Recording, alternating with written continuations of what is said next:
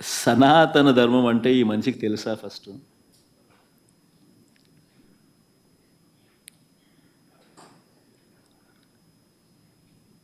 సాక్షాత్తు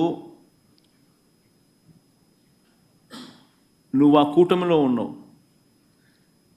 సాక్షాత్తు చంద్రబాబు నాయుడు నీ కళ్ళ ఎదుటే ఈ తప్పు చేసినాడు. తప్పు అని నీకే కాదు, సామాన్యునికి 6 ఏళ్ల పిల్లోనికి కూడా కనిపిస్తూ ఉంది, నీతో సహా. మరి నీ కళ్ళ ఎదుటే కనిపిస్తూ ఉన్నప్పుడు, నీ కళ్ళ ఎదుటే వెంకటేశ్వర స్వామి ప్రతిష్టను తగ్గిస్తూ, వెంకటేశ్వర స్వామి లడ్డు విశిష్టతను తగ్గిస్తూ,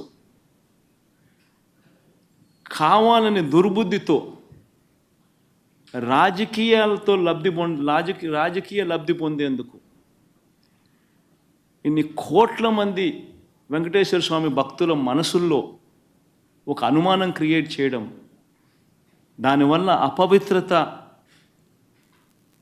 తిరుమల తిరుపతి దేవస్థానానికి, తిరుపతి లడ్డు విశిష్టతకు తగ్గిస్తూ జరిగినప్పుడు, అందులో నువ్వు కూడా భాగమై, నువ్వు కూడా అది అబద్ధం అని తెలిసి, నువ్వు కూడా ఆ అబద్ధానికి రెక్కలు కట్టి, నువ్వు కూడా అదే దుష్ప్రచారాన్ని చేయడంలో నువ్వే అడుగులు ముందుకు వేస్తూ ఉన్నప్పుడు, ఎక్కడ